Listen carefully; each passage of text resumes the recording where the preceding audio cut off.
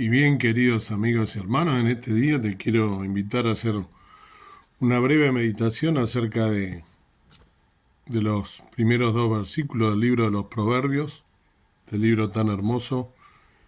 Dos versículos voy a leer. Los Proverbios de Salomón, hijo de David, rey de Israel, para entender sabiduría y doctrina, para conocer las razones prudentes. Bueno, después dice, ¿no? Para recibir el consejo de prudencia, justicia y juicio y equidad, para dar sagacidad a los simples y a los jóvenes inteligencia y cordura. Oirá el sabio y aumentará el saber, y el entendido adquirirá consejo para entender parábola y declaración, palabras de sabios y sus dichos oscuros. Precioso leí al final los 6 primeros versículos de este hermoso libro de Proverbios. Este libro fue escrito por Salomón y contiene más o menos 513 proverbios, de más de 3.000 que son ponderados por Salomón, ¿no? Junto con otros proverbios en quienes también influyó Salomón. Proverbio significa ser como, es como una parábola. Es un libro de comparaciones que entre imágenes comunes, concretas, de las verdades más profundas de la vida. Son afirmaciones o ilustraciones sencillas, morales, que enfatizan y enseñan realidades fundamentales acerca de la vida del ser humano. Salomón buscó la sabiduría, ofreció dichos eficaces diseñados para que los hombres tengamos temor de Dios, vivamos con sabiduría, y la suma de esta sabiduría personifica al Señor Jesucristo en cada uno de nosotros. De hecho, si la sabiduría emana al Padre Todopoderoso, así como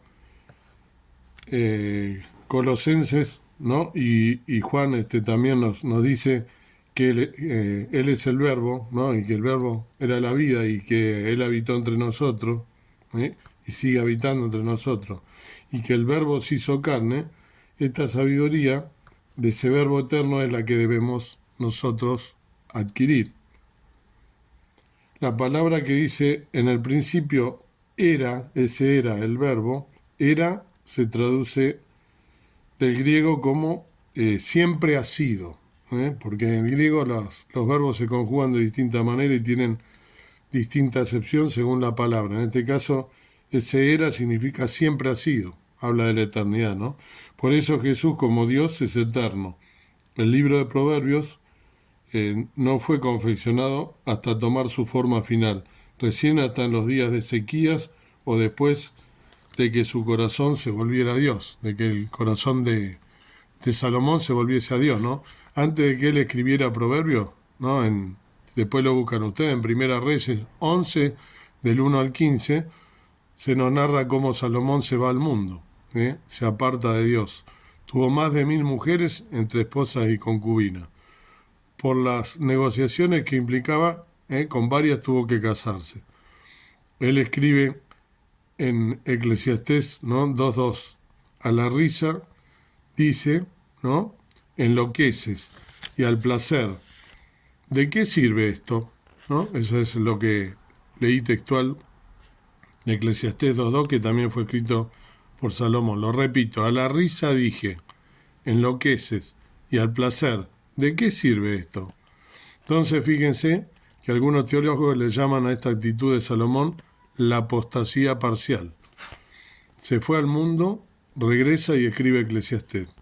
Es interesante saber que cuando escribe Proverbios nosotros podríamos afirmar que allí ya tiene al Espíritu Santo, o sea que el Espíritu Santo está de esa manera también obrando, ¿no? Pero es allí justamente donde el Espíritu Santo nos demuestra la debilidad del hombre, debido a que Proverbios revela una perspectiva piadosa y está dirigido a los simples, a los jóvenes que necesitan entender el temor de Dios. Vieron que leí más adelante. Salomón también escribió salmos, ¿no? Por ejemplo, el Salmo 72, el Salmo 127, Eclesiastés y también el Cantar de los Cantares. Algunos, cuando le dije recién lo del Espíritu Santo, por ahí va a decir, pero ¿cómo el Espíritu Santo si el Antiguo Testamento? El Espíritu Santo, les aclaro para aquellos que piensan que solo está ahora y mora en nosotros a partir de que aceptamos a Cristo como nuestro Salvador, que pensar eso es un error, porque en realidad el Espíritu Santo estuvo siempre y siempre va a estar y no se va a apartar nunca de aquí. Léanlo bien y medítenlo bien y van a ver que es así. Inclusive, fíjense que dice, ¿no?, en Génesis mismo, el Espíritu, ¿no?, de Dios. ¿Quién es el Espíritu de Dios? Es el Espíritu Santo, ¿no? Se movía por las haz de las aguas. O sea, todo el tiempo tuvo el Espíritu Santo, ¿no? Lo que pasa que en algunos lugares lo llama el Espíritu de Dios, pero es el Espíritu Santo.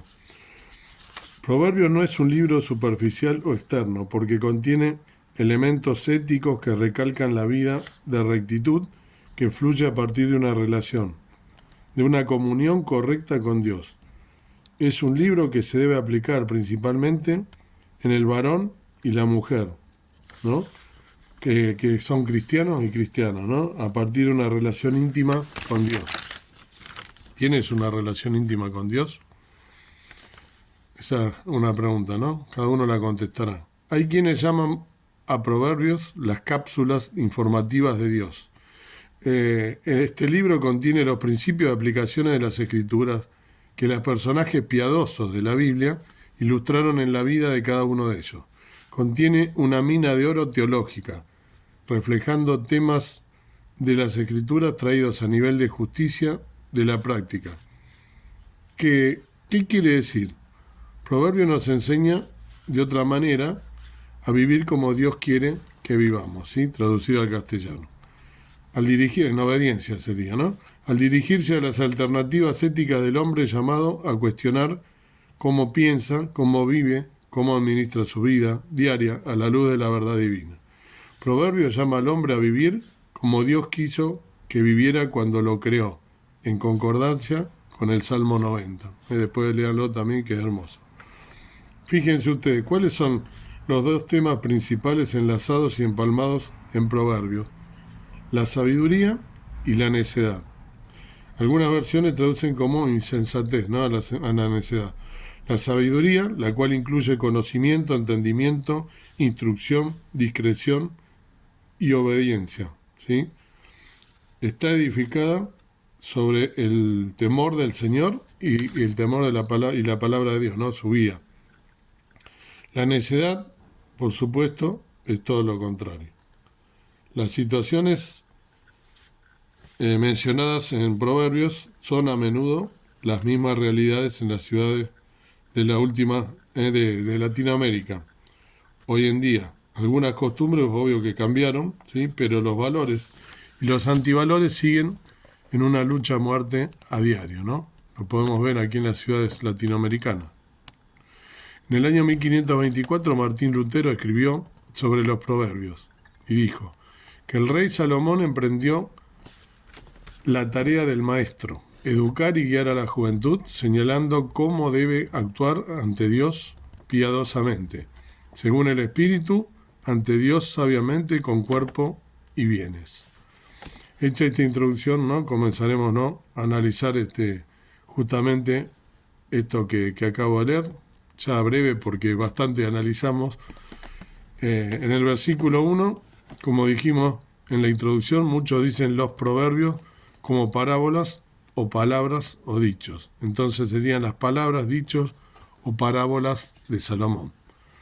El versículo 2, entender, sabiduría, doctrina, ¿no?, conocer, prudentes. Entender es yada con Y en hebreo, el conocer, cuidar o discernir. Así debemos analizar este libro para poder comprender su significado profundo. Aquí van ligados sabiduría y disciplina. La palabra sabiduría es citada 102 veces en el libro de Proverbios, dentro de marco de todas las formas verbales, ¿no?, o sea, en distintas maneras. Doctrina se traduce también como introducción, de allí viene pedagogía, ¿sí? Y la palabra sabiduría es tan amplia que a través de la palabra de Dios te va a dar la capacidad, la habilidad para administrar tu vida, así como todo lo que Dios te da. Nos debe llevar a vivir de manera prudente. La palabra sabiduría nos habla justamente de esto, de que debemos desenvolvernos en la vida de una manera prudente. El Espíritu Santo nos fue dado para que nos manejemos de esta manera a través de Él, ¿sí? Y así vivir de una forma apropiada. Debemos vivir una vida piadosa a través de la sabiduría, la instrucción y la doctrina, que es lo que dicen justamente los dos primeros versículos que leí, ¿no?